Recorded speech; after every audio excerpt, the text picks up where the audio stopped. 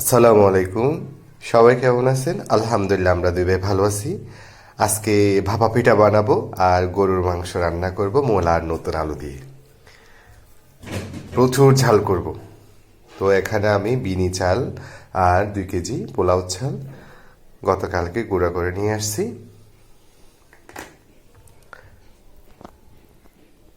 এদিকে ভোরে উঠে আমি গরুর মাংস বরফ ছাড়তে দিছি, এখনো বরফ ছাড়ে নাই। এই যে দেখেন, বেশি না, অল্প করে মাংস, হাড্ডি মাংস সহ। আর এদিকে আমি মূলা ভালোভাবে পরিষ্কার করে লবণ মেখে এখন ধুয়ে রাখছি। আর এদিকে আমি পেঁয়াজ, রসুন, আদা আর প্রচুর ঝাল করব বলছি না, এই যে এই সবগুলা কাঁচামরিচ ব্লেন্ড করব। তারপরে হচ্ছে এদিকে আমি নতুন আলু পরিষ্কার করে কেটে রাখছি। তো দেখতে থাকুন। এদিকে আমি কাঁচামরিচ, পেঁয়াজ, রসুন, আদা সবগুলো নিয়ে একটা মিক্সার রেডি করে ফেললাম। আর এদিকে হচ্ছে 3টা দারচিনি, তেজপাতা, টমেটো, ধনিয়া পাতা, এলাচ, লবঙ্গ, গোলমরিচ। আর মাংস ছুঁড়ে গেছে, বরফ ছেড়ে গেছে। এখন আমি একটা পাতিলে নিয়ে নেব সবগুলা, সব উপকরণ একসাথে দিয়ে তেল দিয়ে সবগুলা একসাথে মিশিয়ে ফেলবো।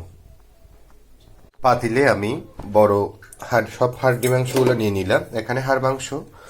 আর এখন টমেটো, ধনিয়া পাতা, শুকনো মশলাগুলো দিয়ে দিচ্ছি। তারপর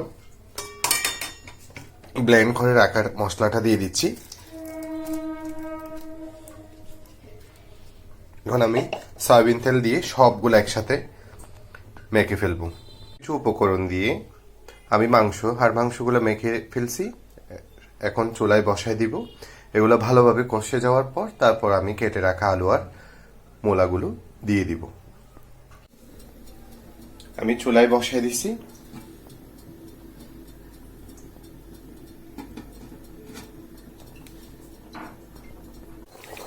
এদিকে আমার মাংসগুলো ভালোভাবে কষে গেল।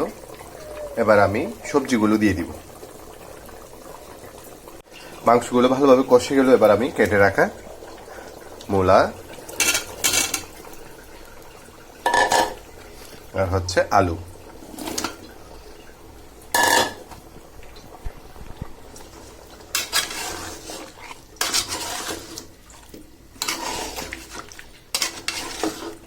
এবার সবজিগুলো সহ ভালোভাবে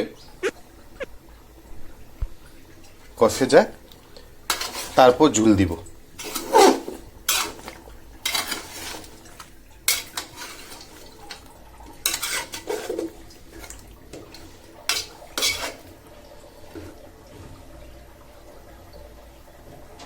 মাংসগুলো কষে যাওয়ার পর সবজি দিয়েছিলাম। এখন সবজি সহ কষে গেছে। দেখুন, মাশাআল্লাহ, খুব সুন্দর একটা ফ্লেভার আসতেছে।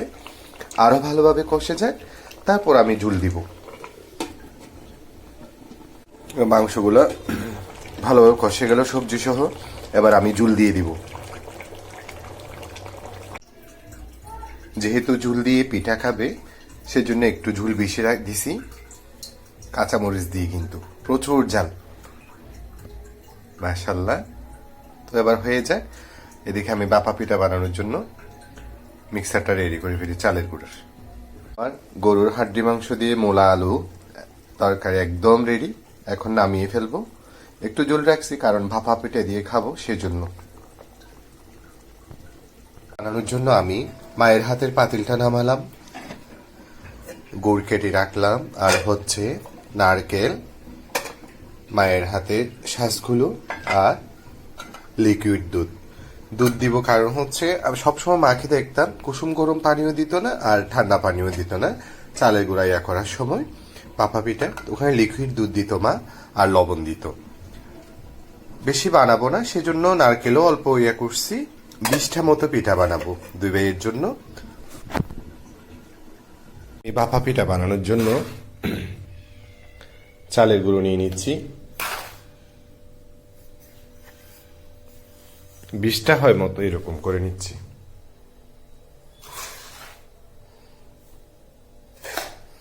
এখানে বিনি চাল আর পোলাও চাল ধুয়ে একসাথে শুকাতে দিয়েছিলাম। তারপর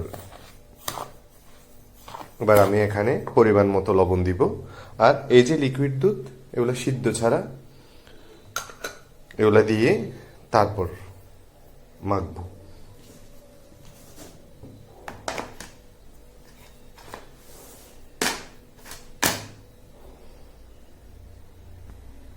লবণ দিয়ে দিছি আমি। এবার আমি এই যে হালকা হালকা দুধ দিচ্ছি।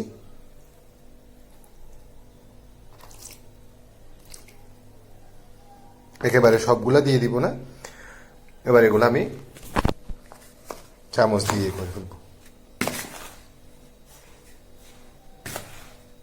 এইভাবে দুধ মিক্স করবো। আর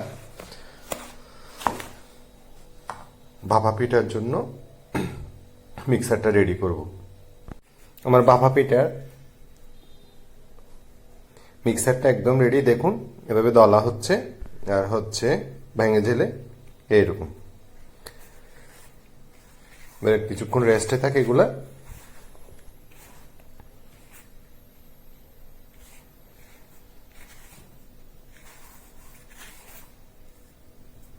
তারপর আমি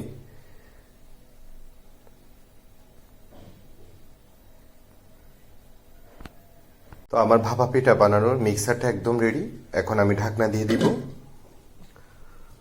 রেস্টে থাকবে কিছুক্ষণ। জোহরের নামাজের পর দুপুরে ভাত খাবো, তারপর পিঠা বানাতে বসবো। এবার আমি রেস্টে রাখা চালের গুঁড়ার মিক্সারটা চাল ছাঁকুনি দিয়ে করে ফেলবো। ভাপা পিঠা বানানোর জন্য একদম রেডি করে ফেলবো মিক্সারটা।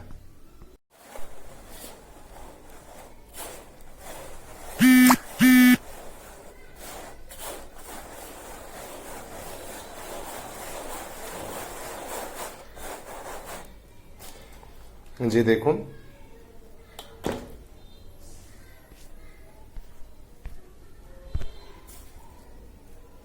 মাশাআল্লাহ,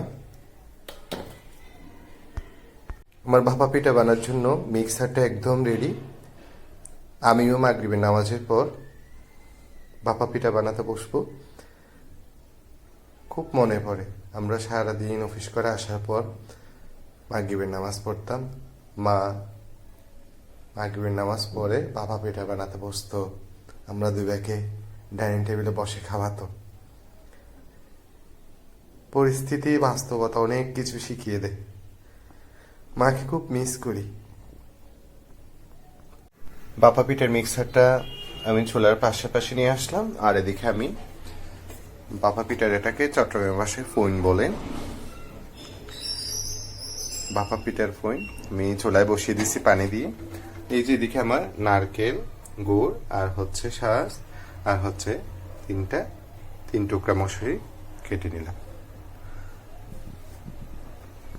তিনটা ভাপা পিঠা বানিয়ে রাখছি। এখন মশারির টুকরোগুলো উপরে দিয়ে ভাপে দিয়ে দিব। ভাপা পিঠা চুলায় বসিয়ে দিছি। মাশাআল্লাহ মাশাআল্লাহ, আমার গুড় দিয়ে ভাপা পিঠা একদম রেডি।